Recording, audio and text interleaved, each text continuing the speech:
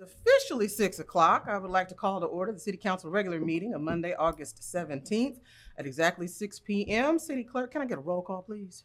Mayor Doty, I am here. Mayor Pro Tem Fullbeck, Here. Councilmember Hasselbeck. Here. Councilmember Hibbert. Here. Councilmember Lowe. Here. Outstanding. All right, and if y'all would join me in standing up, we will have Councilmember Hasselbrink lead us in our Pledge of Allegiance, followed by Councilmember Hibbert with our invocation.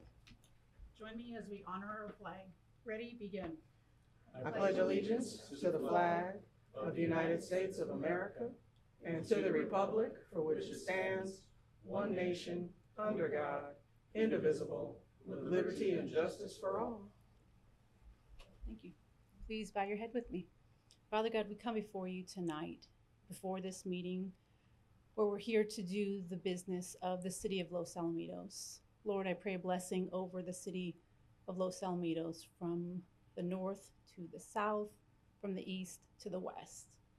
I pray that you bless the residents, the business owners, my colleagues on City Council, staff, and everyone here in this room tonight. Give us wisdom as we do the business that you've entrusted us to do. We pray this in your name. Amen. Right. Okay, it's presentation time.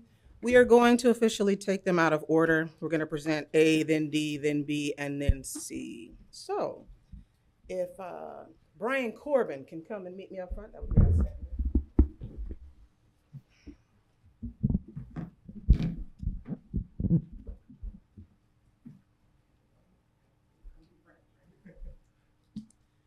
All right, so this year, Hunger Action Month is observed for the month of September 2026 in order to bring attention to food insecurity in our communities and to enlist the public in the movement to end hunger by taking action, including volunteering, donating, and advocating to ensure every community and everybody in it has the food they need to thrive. So I'm gonna give you a few moments. You would like to share some things, and then I'm gonna officially give you your certificate. I'm gonna take a couple of pictures, and then you're all done.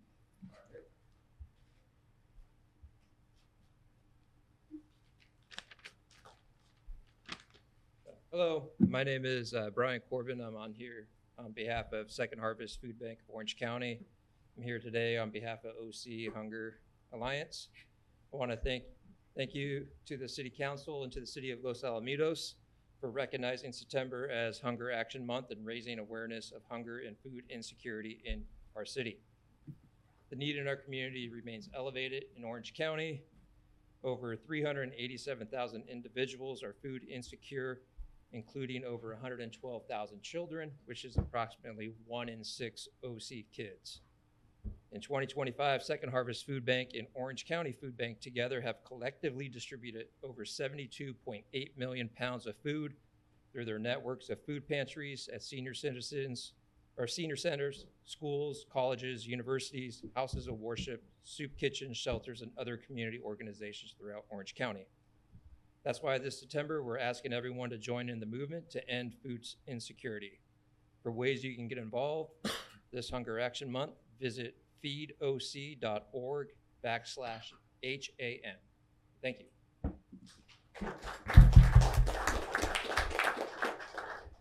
So I'm gonna share something that is not on my script because it's something that I learned about the food insecure. Most seniors are food insecure not because they can't afford the food, but because they have a hard time preparing it. So these are things that organizations like yours can address, so thank you so much on behalf of myself, the city, and my colleagues. I would like to present this proclamation to you. Thank you very much. Okay, you're gonna go over there. You're gonna take one by yourself, and then I'm gonna join you, and then I promise you're done.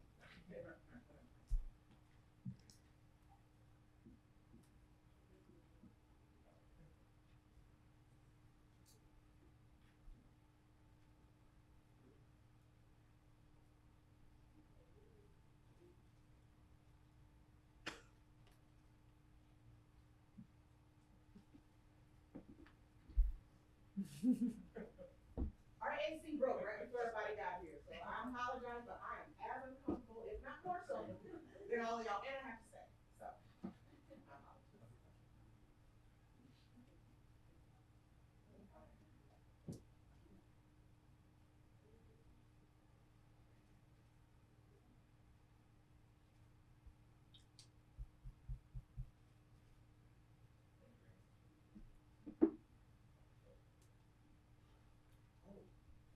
stay right there. I'm sorry.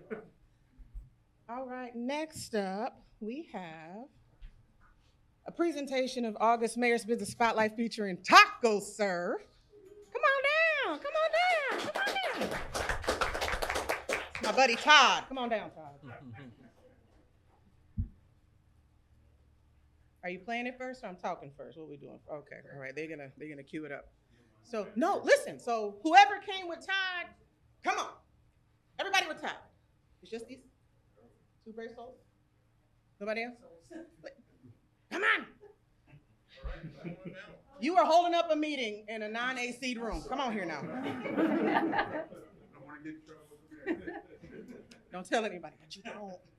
Okay, so I think by now we all know what the Mayor's Business Spotlight is, but it is my honor, my joy, my distinct pleasure to honor businesses like yours that come into our community and make such a great impact and difference.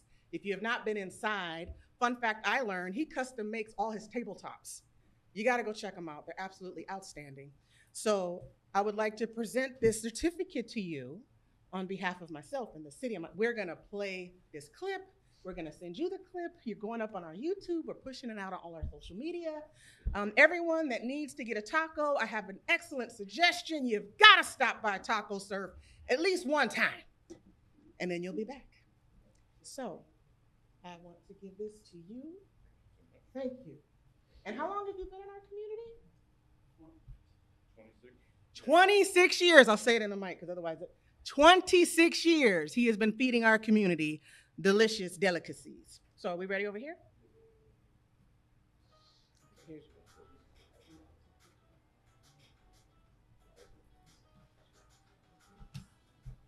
This month's Mayor's Business Spotlight features a beloved Los Alamitos community favorite, Taco Serve. Mayor Tanya Doty recently visited the restaurant to learn more about its history, its connection to Los Alamitos, and what has made it a local staple for so many years. Since 1988, Taco Serve has brought together the flavors of Baja, family recipes, and true Southern California surf culture. Over the years, it has become a place where generations of families, friends, and neighbors come together to enjoy great food and good company. Join Mayor Tanya Doty as she sits down with the owner of Taco Serve to learn more about the history and story behind one of Los Alamitos' staple restaurants.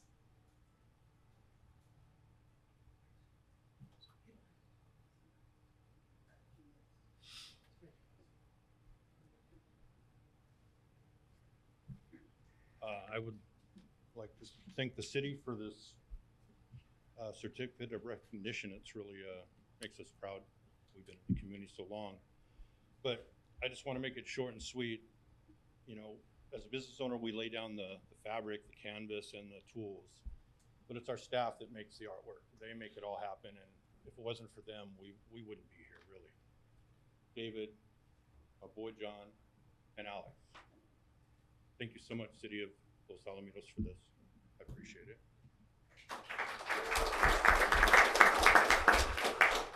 Hi, my name is David. I've been working for them for almost 33 years. It's been an honor to work for them, and it's an honor to be here. I mean, what can I tell? 33 years, that tells you something. I mean, all I can say about them is that I'm very grateful to be working for them. Thank you.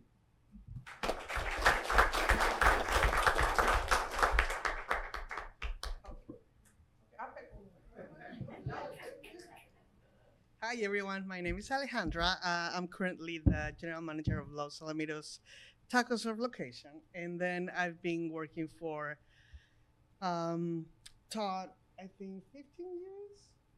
It's a great family to work for. And they care about all of us, the customers, and it's really good people.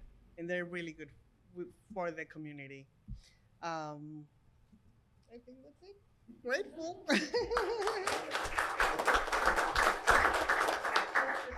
And this evening's dinner is brought to us by Taco Serve. So you have blessed us. Thank you. For you, so you saw the drill. It's my backdrop. One picture by yourselves. I'll come and join you. Y'all go. All of you. Make me get out my herd and stick.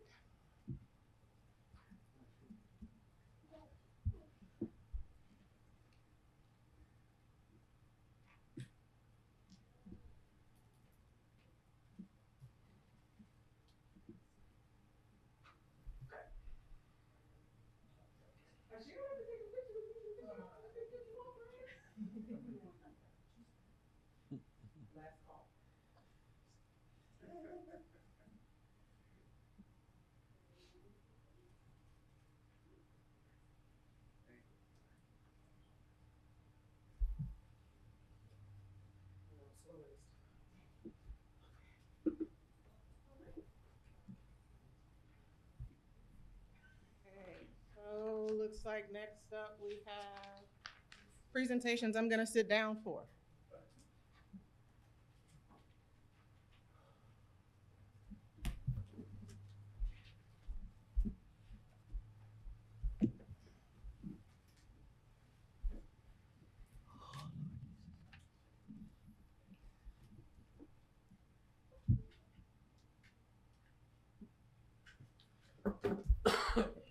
So next up we have B. Is Brian Bannon in the room? Do I have a mosquito and vectors rep in the room?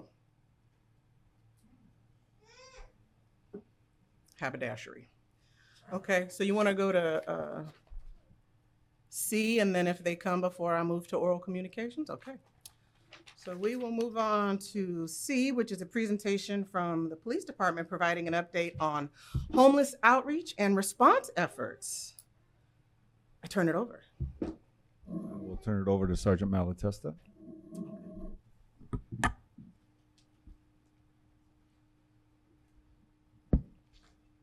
Good evening. Hello, everybody. I'm messing up this mic for probably the next person that comes up, but I'm here today representing the police department, the homeless liaison organization we have within the police department. Just to give everybody a quick rundown on our duties and what we provide to the community in addition to regular police resources.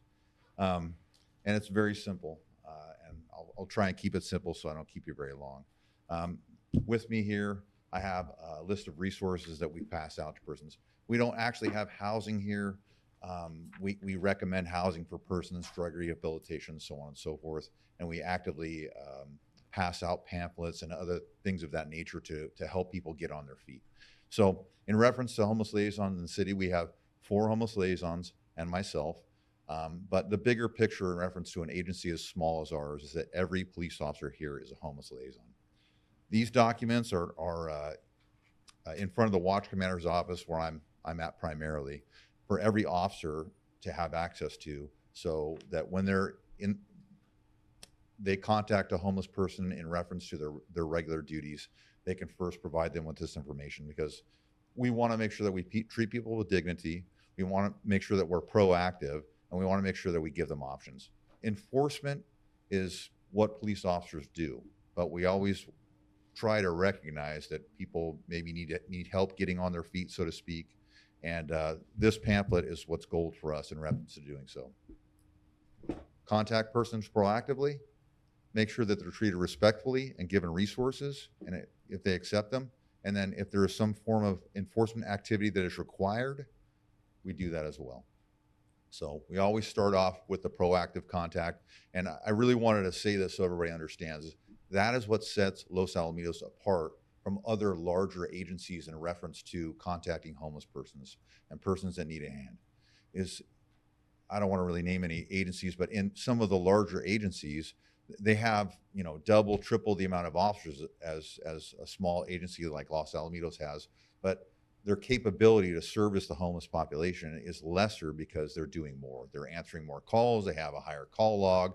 So someone walking down the street with a shopping cart filled with stuff, or someone using narcotics in public, or defecating in public, or urinating in public, it might become ignored. And I've actually personally seen it ignored in larger agencies because they simply don't have the capacity to deal with it. But in our city, one of the biggest compliments we have to the police department is the citizenry, because they love the community. They're all caretakers of it. And when they see something that is unacceptable, AKA drug use in public, defecating, something of that nature, something undesirable that affects the quality of life of the citizenry, they actively call, or if one of my officers sees it, any officer that works for the police department, they proactively address it. And again, I want to reiterate, it is not merely for the purpose of conducting enforcement activity. It's to give them resources, and we can offer resources, which we do quite often. I myself have made phone calls to different shelters to see if we can get people in. But it's not just an enforcement element. The enforcement element of this is the final element to take care of someone who doesn't want to be involved with getting help. And those persons do exist. You know, it's a lifestyle. They want to live on the street, and you know, they want to use narcotics, say for instance, or they can't help themselves because they have psychological issues. What happens is persons like that don't want help end up potentially becoming something that affects the quality of life of people who live here, who work here, who visit here. And we just want to make sure in this department that we measure the dignity of persons with the quality of life of the residents of the location. Biggest, most important element of that is proactive policing. Biggest, most important thing, and we're big on that. And that's in essence what I have for you. I'm glad to be here. It's good to see you all. And if you guys have any questions or concerns, I'd love to hear them, because it's always, as a police officer, you have contact with the public, but oftentimes someone's in the hot seat, so to speak. Here, you guys can ask any question, and I'll try and give you the high-low on it. Yeah, I have a question. Just in case someone's not familiar in Los Alamitos, is a homeless person allowed to, let's say, at a public bus stop, overnight, are they allowed to sleep on the benches? Could you clarify that? Yes. So it's a public place, and there's basically nothing that a police officer or anybody else could do. So once someone is in the United States of America, right, there's something called the Fourth Amendment to the Constitution, and that is the right to protection from the government, right? So in order for us to actually detain someone when we contact them, to actually say, we're gonna suspend your Fourth Amendment right to freedom, and we're gonna detain you, there has to be some act that predicates that, and it's got to be a codified act. So for instance, you see someone, and I've seen that not in this city, but using narcotics in public. That was something that would predicate being contacted and detained by the police, AKA even though you're in America, and it doesn't matter what state you're in or what city you're in, you're provided the Fourth Amendment right to prosecution from the government. We can suspend that because they're actively doing something that is against a codified law. Sitting on a bus stop, it's like, hey, why are you here right now? Well, I'm here because I'm waiting for the bus, or I'm resting. Absolutely nothing we can do about that. And that's where the proactive part of this comes in, because I understand, just like you understand, it can be quite unsightly. Nobody wants to see that for several reasons. You don't want to see it because it's unsightly. The other thing is, no one wants to see somebody suffer, right? So there's this perception that this individual is suffering, and in many cases that is the fact. So we'll get calls for that, for nuisance things, and we'll repeatedly contact the person.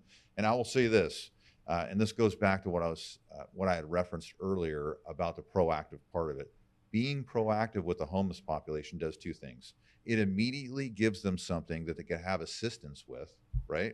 It immediately says, we're going to provide you with a resource, a bus pass, a place to stay. You want to get a driver's license, you have a drug problem, we can make that happen. And it's all in here, and it's all available per the state of California and the county of Orange. But if you don't want to comply with that, and you're just, it's your lifestyle, or you have psychological issues, nobody wants to be contacted by the police. Nobody, okay? And that is why it's just so important to contact them, make these things known to them, and also just set a standard for the city that says, listen, if you want to be in the city, you have to follow the rules. Otherwise, we'll either help you if you accept the help, or we'll make sure that you're within the bounds of what we can do legally. And it's a quality of life thing for them and for the people who live here, that visit, that work here, everything. We try to be as well-rounded as possible, and the best part about it is that we have the capability to do so.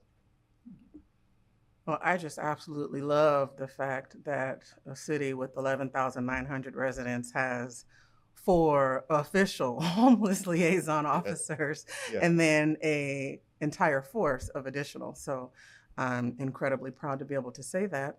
I would like clarification. I know that we're not calling 911 Yes. if we see homeless activity. Right. Is there a specific number that reaches the homeless liaison desk, or is it just the non-emergency PD number? So there's the emergency line you can call 911 on. Sometimes when you call 911, because someone's on a cell phone, it won't directly put you in touch with dispatch for this city. So there's another line. You could consider it non-emergency or emergency line. 562-594-7232 goes directly to police dispatch. I know it's posted on some signs in the area, and you know, we try and make sure that everyone knows about that. And you know, the other thing is that our response time is great. So What's your response time?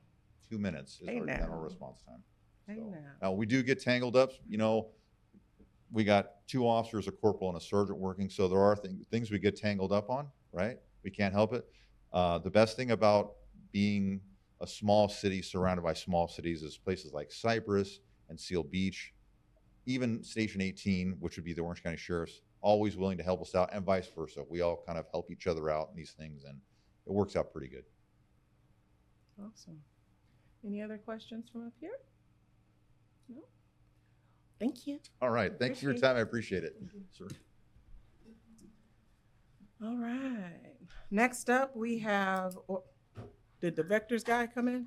So we'll pause a second, and if you have already done your presentation and you would like to leave, by all means, you are not a distraction at this time.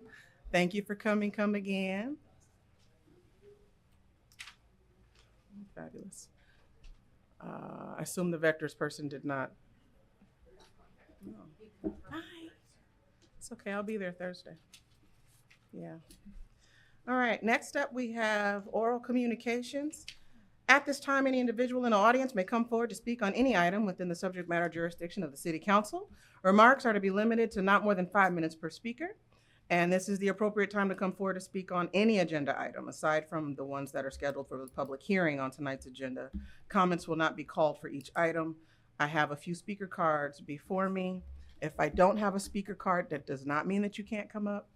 We have a sign-in sheet up there where you can leave your information if you'd like. What ends up happening is our city clerk is able to follow up with you. Okie doke. So first up, I have Matt. And I'm not going to say your last name because I'm not sure how to pronounce it. Good evening, Mayor and members of the City Council. My name is Matt Kesey, and I'm a resident of the Rossmore Highlands. I'm here because I recently discovered that the city has installed a flock PTZ surveillance camera beside the playground at Orville Park. I say discovered because residents were not notified beforehand. There was no publicly noticed council discussion, no posted operating policy, no signs, and no public explanation of the program before the equipment appeared. After I contacted the city, staff confirmed that this is part of a pilot program approved administratively because the agreement fell below the city's appropriation threshold. I understand that may have satisfied the city's purchasing rules, but a spending threshold should not determine whether residents get a voice in a significant surveillance policy decision. I was also told that the footage will be retained for a minimum of 1 year, that police and dispatch personnel will have access, but no information was provided about access logging or auditing. I was told that the pilot will last at least a year and with no defined endpoint or success criteria. The city would not provide anonymized information showing how many incidents have occurred at Orville Park or how serious they were. In my experience, I walk my dog by this park every night. It's a quiet park and it feels safe and it's regularly used by children and families. If the conditions there justify a remotely controlled camera and a year-long archive of the footage, I feel like the city should demonstrate that with actual evidence and not refer to just unspecified complaints.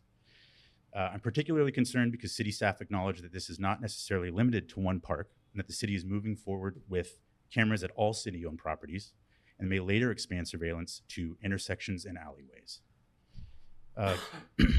Given the controversy surrounding flock systems, police access to surveillance footage, data retention, and the rapid expansion of these networks, deploying this program through an administratively approved pilot without public discussion creates the appearance that avoiding scrutiny was part of the process. And whether or not that was the intention, it was a result. Signs in a newspaper article after installation did not give residents a meaningful opportunity to participate in the decision. I'm asking that the council direct staff not to activate or expand this program until it has been placed on a publicly noticed agenda, and that the public should be given the contract, documented justification, operating policy, retention and access rules, auditing procedures, and clear criteria for evaluating the pilot.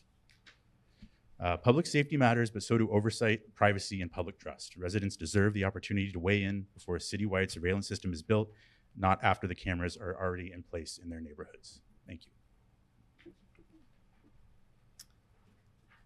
Next up, I have David.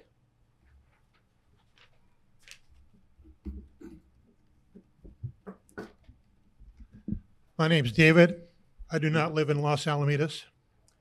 Around June 5th, 2026, my wife received a courtesy notice from your police department, actually from either Culver City or Tempe, Arizona, that our vehicle had committed a traffic light violation on May 27th at the corner of Los Alamitos Boulevard and Katella Avenue. My wife was out of the state for a 10-day period during this date. I followed up for her by calling the police department number on the notice approximately 5 days later. I received voicemail. I tried a few days later, again voicemail.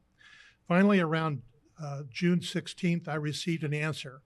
During the conversation, I perceived I got an explanation which indicated that I should review the photonotice.com video, which was mentioned on the notice, and that it was possible that no further action would be required. I thought this explanation was strange and administratively troubling. About July 7, I went to the traffic court window at the Westminster Courthouse. I asked a general inquiry of the clerk at the window, and she told me that it was likely no further action would be taken by the City of Los Alamitos. Just to be sure, I asked her to look up the alleged violation number on her system. She indicated there was no record under that number.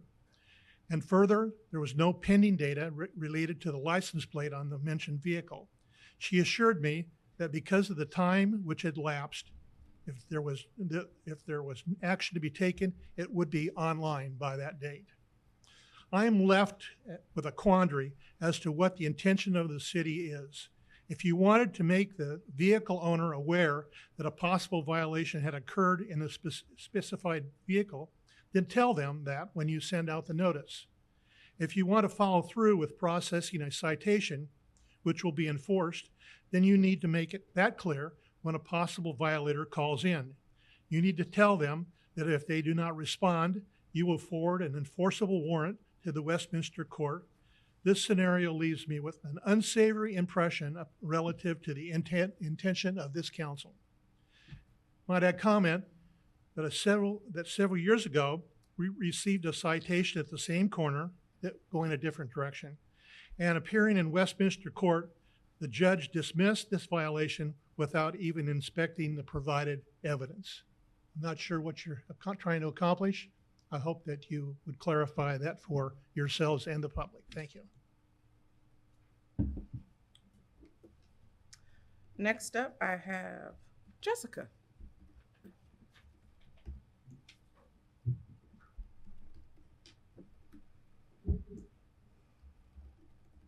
Hello, my name is Jessica Call and I live right here by Oak Middle School. Good evening and thank you for allowing me to speak tonight. I'm here to ask for help with the residential parking pass system. I understand why permits are necessary, but the current system is frustrating for residents who are actually following the rules. Having to renew our passes every year is inconvenient, but the biggest problem is enforcement. Parking enforcement ends at 2 p.m., which is before school gets out and before many residents return home from work. There's little to no enforcement after work, in the evenings, or during school events, which is exactly when parking becomes a problem. Last Monday, August 10th, I came home from work at 5 p.m. and there was no parking available near our home. There was a school function and every spot for blocks was taken up with cars with no parking passes. We also continue to see neighbors using older white passes with the yellow stickers daily, and nothing is being done about them. So my question is simple. If the proper and current permits aren't going to be consistently enforced, what is the purpose of having them? We aren't asking for special treatment. We're just asking for a system that is fair and consistently enforced. If residents are required to have permits, enforcement needs to happen when parking is actually an issue, after work, in the evenings, and during school events. Please help us find a solution that allows residents to follow the rules and actually park near their homes. Thank you for listening. Thank you. So those are the three talking cards that I had, but like I said, anyone can come up and share. Do we have any other brave souls out there this evening? Come on down. Good evening. My name is Laura Lively. I'm a resident of the Highlands. I'm also here to talk about raising concerns about the installation of flock cameras as part of the pilot government surveillance program. I just want to emphasize how much I love this community, first of all, and how much I love our police department. You guys are the best. I call you guys anytime something weird's going on, and you're right there. And I just want to thank you very much for the work that you do. But I'm really disappointed about this program, and I'm really disappointed about the installation of these cameras and the way that they were put in place. I learned about them in a mom's group chat. Many of us are really concerned about it. And I'm particularly concerned that there was a lack of public notice and any opportunity to voice concerns about this. I've spoken with city officials, and I really appreciate your time and attention. But I've been told that these cameras were not installed with the intention of intruding or creating discomfort, but they've done that. They raise privacy and other fundamental rights concerns, and the vague reasons provided for their installation do not justify their installation. Homelessness and vandalism are real problems. Nobody wants that, but those are problems in every city. And we were never given any opportunity to understand a supposed increase or rise in any of this. And like my colleague mentioned earlier, I walk in my neighborhood every single night. I've never even encountered somebody who didn't appear to belong there, or didn't appear like they should be there, or was up to no good or something. The majority of residents, including our children who can be surveilled by these cameras and whose information can be shared with a third-party contractor, are doing nothing wrong. So it should not be surprising that the residents of Los Al would want to say before the initiation of this kind of government surveillance program using a private third party. I'm really disappointed that the city would bypass residents' levers of democracy, the city council, to push this through. I would have so much sooner supported the city's approval of the creation of more jobs and the hiring of more awesome police officers to patrol our neighborhoods than to do this. We need you guys to be our advocates. I ask that you would please solicit feedback from your community and from your residents and put this to a vote, whether these cameras should ever be activated and whether they should be taken down. This is not even to mention that they are incredibly ugly. I bet the answer would be yes from your community. Thank you very much for your time. I really appreciate it. Last call. Hi, my name is Adam, and I live in the Highlands as well. I understand that you guys didn't vote to put the Flock PTZ camera installed in Orville Lewis Park, so I'm asking for your assistance with removing the cameras and also the proposed cameras in the other playgrounds. These cameras are connected to third-party private companies, and giving them unfettered access to view our residents is completely inappropriate. Stuff is coming out every day of the misuse of these cameras, including cases of stalking. And then I also saw online that one person was able to hack one of these with technology from the 1980s, so they don't seem safe. And all this to not mention that the camera is installed right next to the Army base, so again, it doesn't seem like a good idea. I'd also like to make a comment on number D for the red light cameras. Is that possible? Number D? The renewal of the red light cameras. Oh, can we take a consent comment now? Go for it. Okay. So I've read the report, and it provides no actual data points. And I think that there's a reason that the other cities in Orange County have gotten rid of these. It's because they don't work to improve traffic safety. It's very costly. It's $372,000 per year. And I want to ask if there's anything cheaper we can do to increase the safety of not only these two intersections in the city, but them all. Have we re-engineered the intersections? Have we reviewed yellow light timings? Have we improved visibility, signal timing, signage, and lane design? So yeah, I urge a vote of no on the red light camera renewal. Thank you. I saw you. Come on down.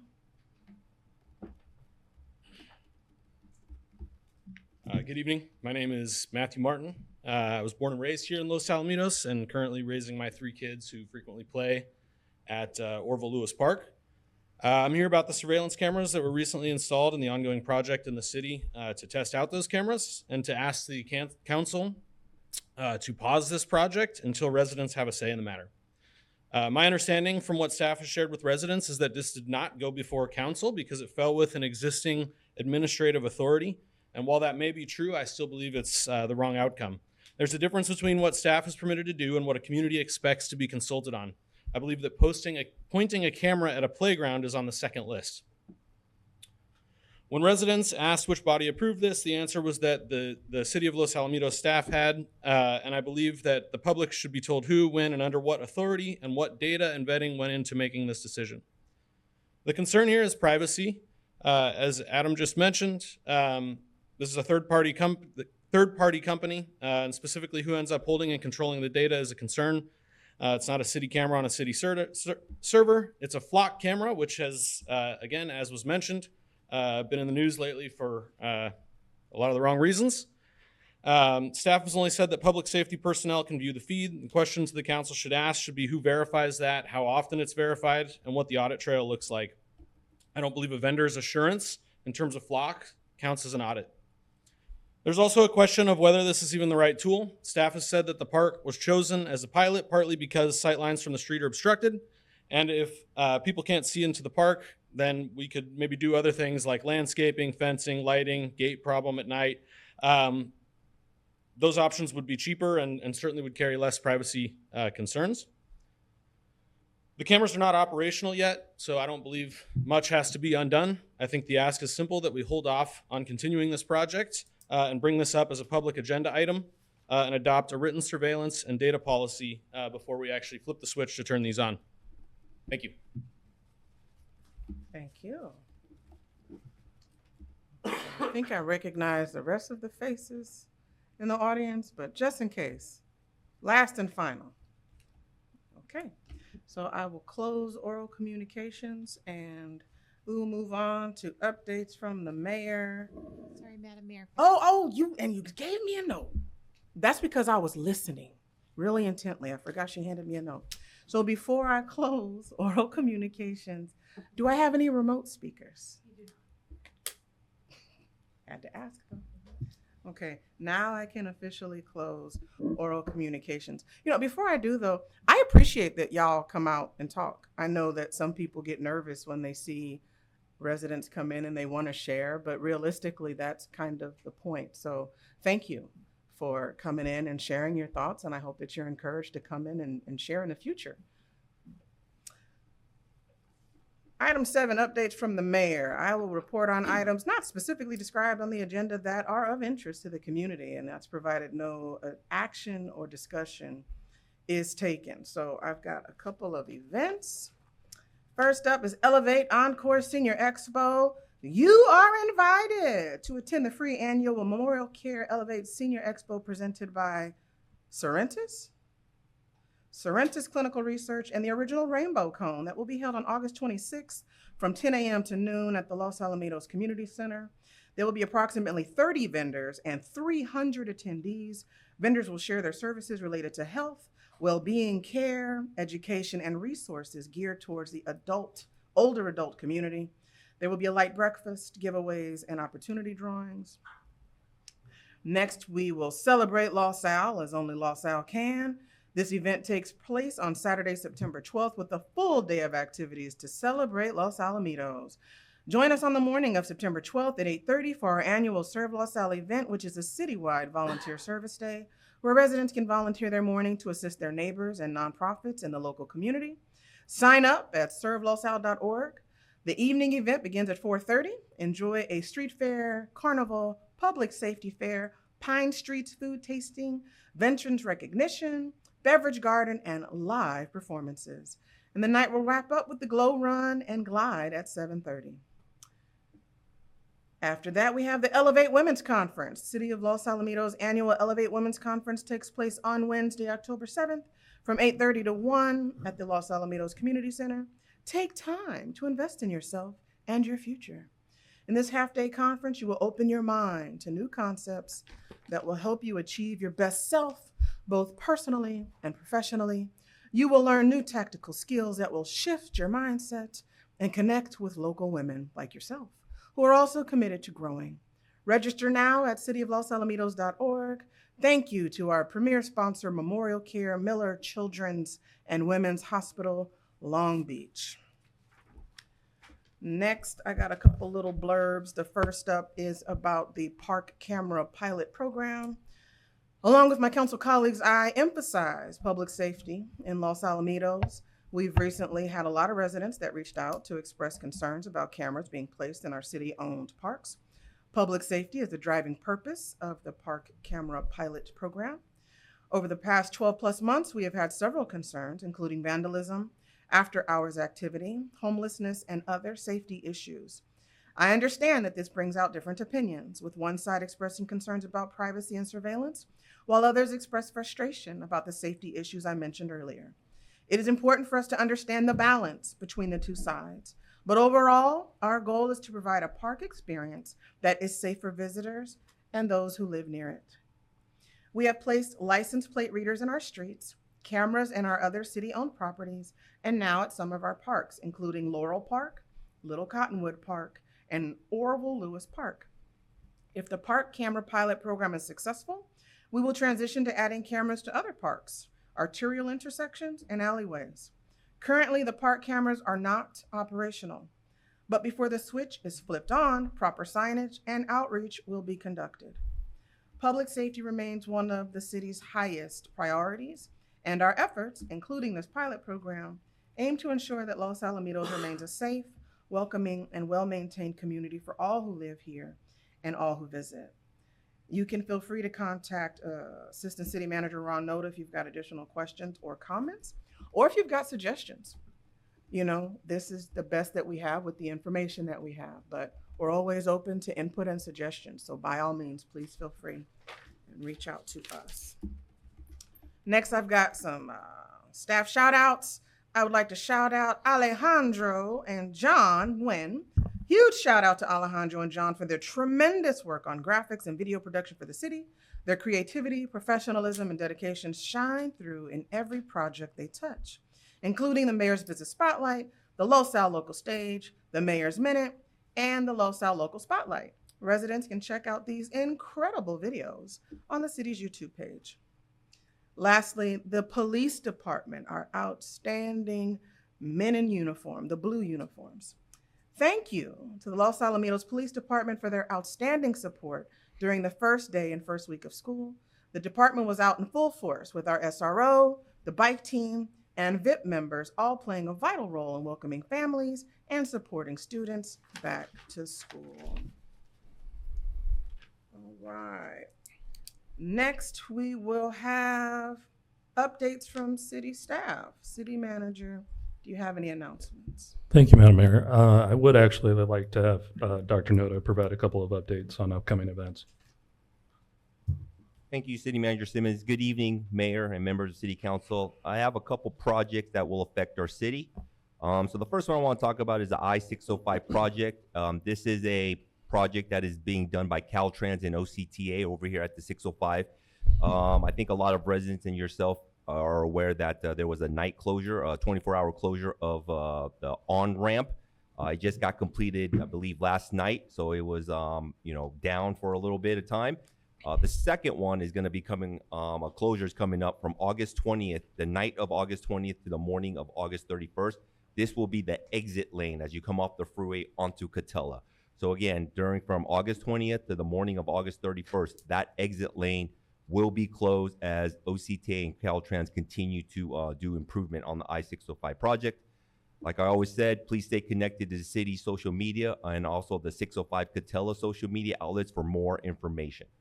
Okay. The second thing that I want to bring up is referencing AB 413, which is also known as the daylighting law. This AB 413 has been in effect since January of 2025.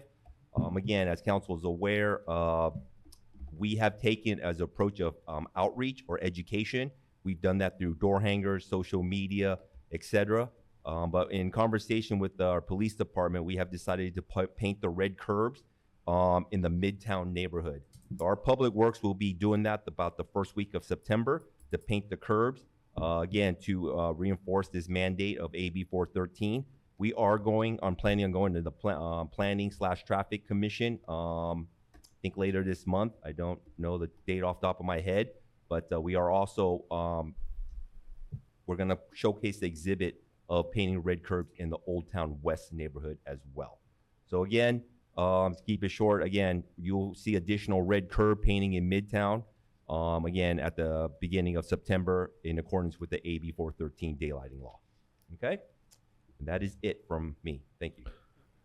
Thank you, Mr. Noda. And as we head into election season, obviously it's an important time for all of our residents to get out and practice their constitutional rights to vote and such. But in light of that, also, I want to make sure that the council is aware that the city will be taking all steps necessary to ensure that we are abiding by all the election rules that we know of. But in light of that, I've asked the city clerk to run down a general list of the items that we will be keeping an eye on going forward. So last week we did send out a fact sheet regarding legal restrictions on campaign activities. Is your mic on? All of our staff, yes, all of our staff, our council, and our candidates for the upcoming election. The key guidelines that we highlighted in there were that city resources cannot be used for campaign activities. This includes staff facilities, phones, computers, emails, and the city's internet. We also highlighted that campaign activity is not permissible in city uniform, and that our social media and city communication channels will remain campaign free, and city funds cannot be used for mass mailings. As I mentioned, these are just the key guidelines from the fact sheet that was sent out. And if anyone has any questions or concerns regarding campaign activities, they're free to reach out to my office. I just want to reiterate that the city clerk is your partner in democracy, and so please make sure that if you have any questions about different activities, make sure to check in with her, and she'll be able to point you in the right direction. And with that, Madam Mayor, that's all I have tonight. Perfect. I did have 2 questions on what the assistant city manager shared. The daylighting paintings, I assume that those will go out on door hangers or in our LosAl loop or somewhere in print that will go to the doors? Can I request We that? can. Right now, our take was something that was a little bit more cost effective. We were going to do a massive outreach via social media, but yes, we can do that via door hangers or the LosAl loop or any other printed outreach as well. We can, yeah. Mostly because of the neighborhood that you're going to hit. I'm just trying to, I know that everyone there would want to know because a lot of them park on the street. So it would be impacted differently than those with driveways and garages. Noted. Thank you. And then with the Katella closure from 8:20 to 8:31, where would you suggest people exit? I believe there's an exit on Cerritos Avenue. I think so too, but I don't know. Yeah, or Spring Street. Yeah. Oh yeah, there is. Yeah. We'll see. I just couldn't confirm it, so thank you. Okay. All right, perfect. Next we have the warrants. Oh, are there any questions for staff or follow-up before the next council meeting on our warrants? I just have a quick one. The warrants this month is significantly more broadly brushstroke. Can I get a staff report on why this one is about twice as much as it usually is, excuse me? Were there questions submitted before today? I'm not aware of any questions being submitted prior to tonight. There were none. Okay, so then according to our policy, we'll go ahead and get that worked out and sent over. Staff can provide a update and mail that to the entire council following the meeting. All righty. So, were there any other questions that someone wanted to submit for a follow-up? Okay, well, I'm looking for a motion. Can I get a second? Second. Roll call, please. Mayor Doby, Yes. Mayor Pro Tem LaFolda, Yes. Councilmember Hasselbrink, Aye. Councilmember Hibbard, Aye. Councilmember Love. Aye. Okay. Next up, we have the consent calendar. All consent calendar items may be acted upon by one motion unless a council member requests separate action on a specific item. Anyone want to pull an item on the consent calendar? I'd like to pull D as in David. Okay. And I'm going to pull A. Can I get a motion on the balance? I'll That move would be it. B, C, E, and F. I'll move it. Is there a second? I'll second. Okay. This all in favor, roll call. All in favor, say aye. Aye. Aye. Okay. So, just as a formality, the approval of the minutes, I would just like to get clarity and point out that the trip that was mentioned by Councilmember Hibbard out for the 250 celebration, and I think it was Philadelphia, that was not a city-funded event. So I would just like to make that clear. And then I would also ask that moving forward, if anyone from the dais makes reports on activities, that you would clearly state whether it was a city-funded event or if it was, I call them newsletter adventures. All right, and then we'll take care of D and then we'll move the balance. So for D, did you have questions or did you want a staff report? Thank you. I wanted to pull D. The gentleman that was here earlier, Mr. David, he seemed to have a little bit of a snag with the red light process, and I was wondering if someone could speak to our process of how tickets, citations are issued with the red light camera. And so my understanding, and I'll let the captains jump in if they have a more finite knowledge of that, but he received a warning and then talked about the processes of a citation. The two are completely different, so he's intertwining the two. He received a warning. It's not going to be in the system. When the court pulls it up, there'll be no record of it. It's because it's not a citation. It was merely a warning. So somebody else who does not match the picture of the vehicle that it was registered to was probably driving it. Therefore, it doesn't match. So they send a warning to his residence. He comes in thinking there's going to be more. Now, the one snag that he did reference that has a reason behind was the fact that he called and voicemails were left. And that's when we transitioned to the new phone system.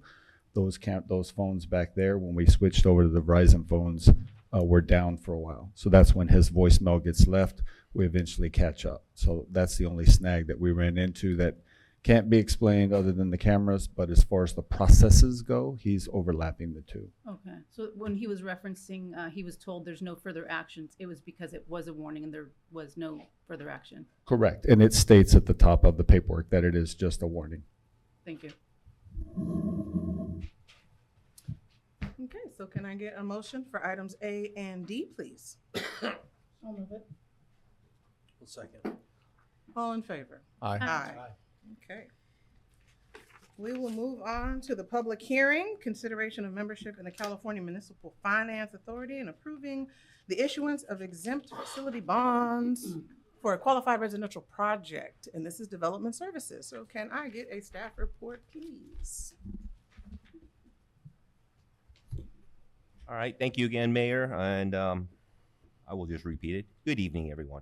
So tonight, we're asking to have consideration of membership in the short is CMFA, California Municipal Finance Authority, a joint exercise of power authority, and a public entity of state of California to assist the development or the Lamson apartment project, which is the affordable side. The CMFA was established in January of 2004, and it support economic, culture, and community development throughout California. As council, I'm sure is aware that we have a commitment to meet the state RENA's obligation. And so during our time here, again, I don't want to bring back and go into a long history here, is we went through the development process of the Lamson project with this both which has a affordable side. So basically, membership in the CMFA carries no cost to the city. does not expose the city to any financial liability, and basically it assists the affordable project with amount of money to help build the project. Again, meeting the state's RENA mandate that they put down to every city and every county in California. A lot of cities are members of this JPA, right? I believe, if my memory serves me right, most Orange County cities are members. I think except for 5 or 6. So there's approximately 33 or 34 cities in Orange County. And again, 5 or 6 are not members of this.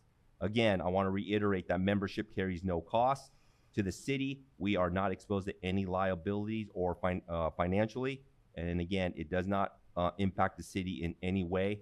It's just a method, part of the process in affordable unit development to assist with meeting the state RENA mandates of building affordable units in the state of California, specifically here in Los Alamitos. So that's just a brief summary of what the staff report is. I can go into more details, or I can answer any questions. Thank you. Thank you. Any questions up here? I had a question. Is this just regarding the rental portion of that property, or are these the homes that would be for sale? This is just the affordable side. So the term you use is rental, so or lease. Yes, it's just for that rental/lease side. The And affordable is unit. that the apartments? I think there were 2 or 3 Yes. buildings. Correct. It's like 76 or 77 units. Mhm. Correct. And then how will or how does this directly benefit a future resident, if at all? The units will be built so that they can move in. And one of the concessions that we did get from the developer was that if you worked or lived in Los Alamitos, that you would have first right to these properties. There's a veterans priority as well. So it's veterans, and if you currently live or work in Los Alamitos, you get priority. That's great. Okay, we'll go ahead and open the public hearing. Do I have any questions from the public that is present? No? Do I have any questions online? No, ma'am. So then I will close the public hearing and look for a motion. Okay, all in favor? Aye. Aye. All right, great.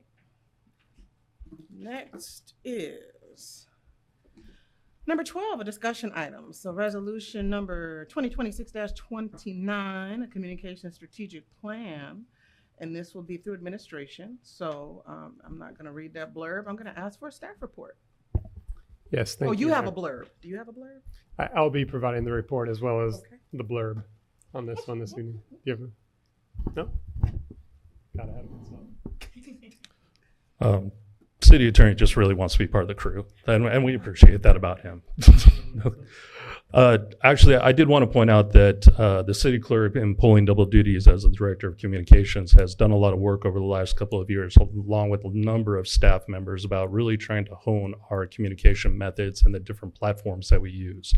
As you know, we use multiple different platforms to try to hit multiple different pieces of our community. Some people like print, some people like social media, but I want to say that they've done a great job of trying to slowly put all of these things into one basket so that we can actually have a clear and cohesive message out to the public. And with that, I'll turn it over to the city clerk. Thank you. So tonight I'm going to be sharing a quick overview of our communications plan. If you have any questions, I'm happy to answer. But as City Manager Simmons says, over the past couple of years, we've been pushing out information to the community in many different ways through our website, our social media, newsletters, and email updates. We are communicating a lot of information across a lot of different channels, but we're not always certain which audiences are responding to what information we put out there. So we've put together this communication plan to help us streamline and get some data back and forth so we can put our efforts where they're being received. And a key part of this is working on our internal communications and controls as well, so we can have clear, consistent, and coordinated information out to our public, and they can start to trust in the information that's coming from the city as their source of information. The plan also reinforces some of the important priorities that council has established over the years, such as keeping our residents informed with accurate information, improving the accessibility to this information, and encouraging two-way engagement with our community. So this first year, we're really going to be laying the groundwork to get all of our policies and procedures in place so we can start analyzing the data and seeing where we're being the most effective. And we hope to do an annual review to council to let you know the status of the communications division and how we're doing. So I'm excited to implement this plan with my wonderful team that Chet has granted me, and happy to answer any questions. All right, are there any questions from up here? I will say that the plan itself looks, not only does it look fabulous, but it looks very comparable to the other platforms, like our Ledge platform, our senior, what do you call it? The master plan, so it's right on par with the rest of the documents that we've seen and have pushed out. So kudos to you for doing that. That's a huge lift from our new communications and outreach manager, Ms. Wilson. Watch out now. Okay, so that was not a question.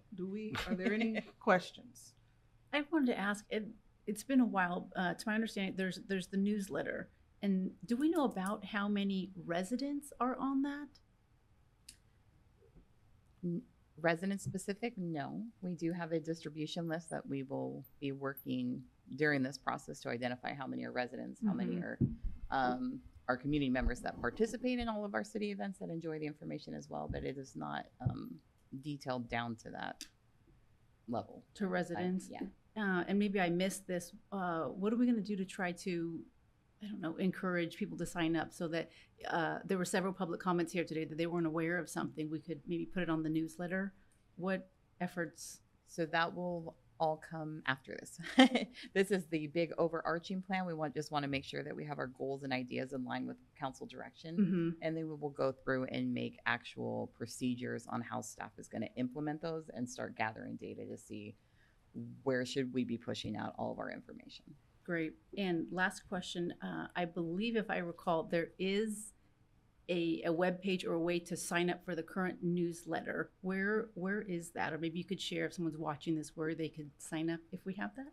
Yeah, so that is all available on our website. We have a little button that says stay informed, contact us. I forget the exact words, my apologies. But if you click that button, it will send you a link to how you can get updates from our website, where you can sign up for our e-newsletter, where all of our social media channels, basically all of our means of communication right now is all available on that one consolidated page. cityoflosalamitos.org, and then the contact page. Yes. Great, thank you. Any other questions? All right, I'm looking for a motion. I will move it. Second. All in favor? Aye. Aye. Aye.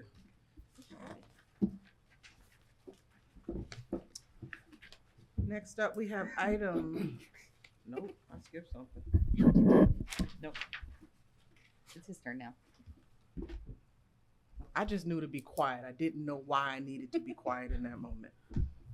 Yes, thank you. And I do apologize for getting ahead of myself, but this is exciting stuff. So before you, the council for consideration this evening is an update to the city manager's employment agreement. In accordance with SB 1436, before the council can make a final or take final action on local agency executive compensation, you must first receive an oral summary of the compensation package. So with that, I'll go ahead and provide the required summary. The new city manager employment agreement, if approved, would be for an initial term of 1 year with automatic 12-month renewals thereafter. The proposed executive compensation plan for the city manager includes an annual base salary of $261,710. The city manager will receive the same benefits provided to other executive management employees as set forth in the salary and benefit resolution, including without limitation enrollment in the 2.7% at 55 PERS pension plan And then retiree medical benefits will be made available to the city manager at the age of 50. The city manager will be paid a one-time retention bonus totaling $5,000 upon the effective date of the agreement, with additional annual $5,000 retention bonuses for each year of continued service thereafter. The city manager will accrue vacation leave at the rate of 200 hours annually. The city will contribute up to $2,250 per month toward the payment of premiums for health, dental, and optical insurance. Alternatively, the city manager may elect to receive a monthly payment equal to this amount in lieu of participation in the city's medical, optical, and dental insurance program. Additionally, the city will cover the city manager's costs for an annual Hoag executive physical or equivalent. Furthermore, under the terms of the proposed agreement, the city will provide the city manager with a leased or owned vehicle. The city will be responsible for the vehicle's expenses, including registration and license fees, insurance, maintenance, fuel, and repairs. The city will contribute $1,916 per month toward the city manager's participation in a city-approved deferred compensation plan. The city manager will be provided a city-issued cell phone or may elect to receive a $70 monthly stipend for use of his own cell phone. Additionally, the city will provide the city manager with a monthly stipend of $55 for a wireless hotspot. That concludes my summary of the compensation package. If you have any questions, I'd be happy to answer them. Okay. Are there any questions from up here? And then I'm looking for a motion. Second. All in favor? Aye. Aye. Make sure I'm skipping stuff. Okay, next up, we have item C, which is a council member request pursuant to the council adopted travel policy. So I guess I'm looking for a staff report. Thank you, Madam Mayor. As a part of the city's ongoing lobbying efforts, we are scheduled to send a delegation back to Washington, D.C. in September. As part of that delegation, the mayor has elected to attend, as in years past. Councilmember Hasselbrink has requested to attend as a second city representative on that trip as well. It should be noted here in terms of reasons or requests why that Councilmember Hasselbrink was slated to take a similar trip last year that was canceled due to the government shutdown. And so the city does have a airline credit that is in her name only for $614 that could be set towards that travel. In the event that it is not used, that would be forfeit. And then also that there has been a request from the Deputy Secretary of Homeland Security in order to receive a briefing from Councilmember Hasselbrink with regards to the city's efforts on the base. With that, I'll turn it over to Councilmember Hasselbrink if there's any additional items that need to be brought forward.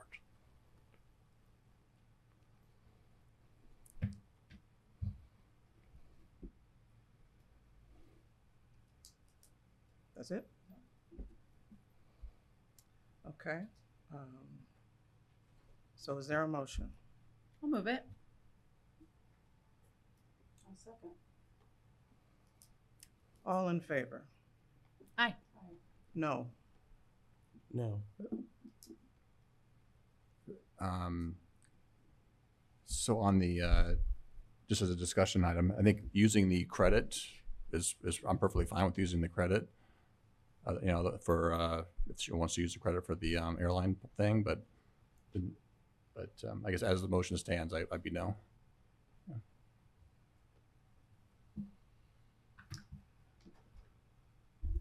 This motion fails.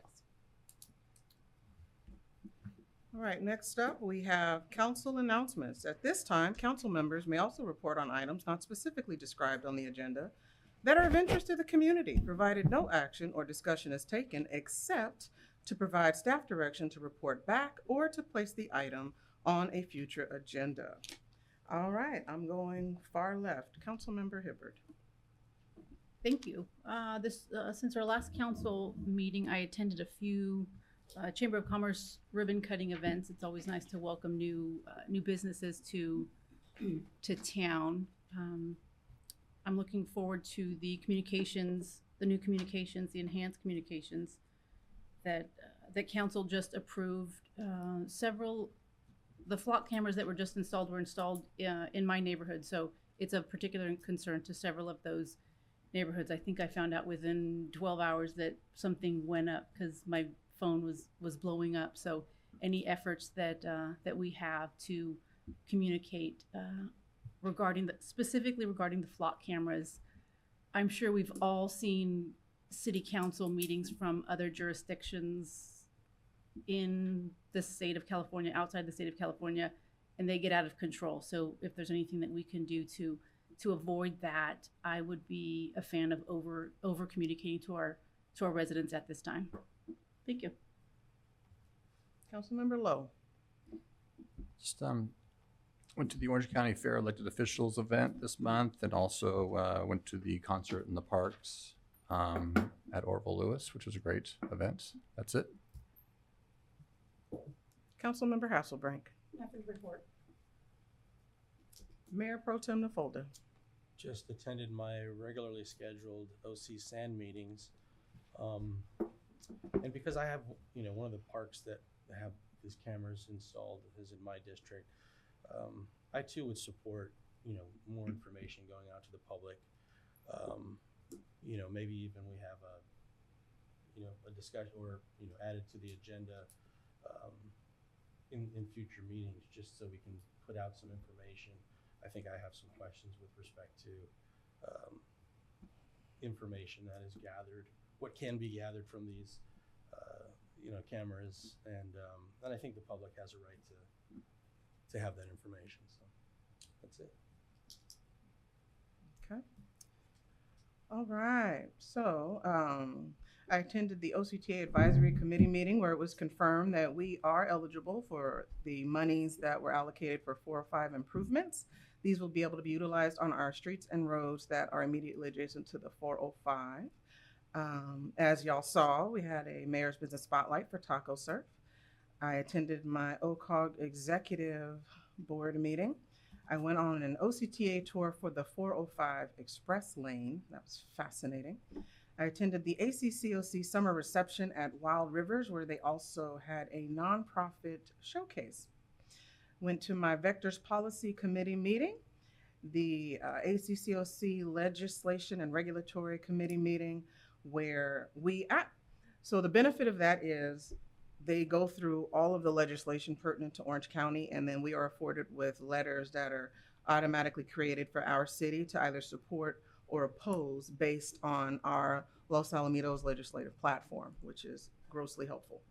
I attended my very first RENA subcommittee meeting. This is a 2-year commitment. There were over 180 people on this Zoom call. I am one of 3 representatives for the County of Orange. Every county in Southern California gets 3 representatives, and we are just beginning the preliminary discussions for RENA methodology. I will absolutely keep everyone in the loop and figure out how to get the information about RENA disseminated in a way that makes it understandable, because it is highly and grossly confusing. Also, one of my favorite things is to go and talk to our Sunburst Youth Academy students. So I got to go and talk to their student council candidates, and then I was able to listen to their speeches. And the best part of that was I actually spoke to them before their speeches, and they incorporated some of the things I said into their speeches. So you love seeing an impact, especially in young people. And then my OCOG board meeting, where we took an official opposed stance on SB 1087. And that is all of everything that I have personally been up to. So we are going to go ahead and adjourn this meeting until Monday, September 28th, 2026 at 6 p.m. and we're done at 7:14.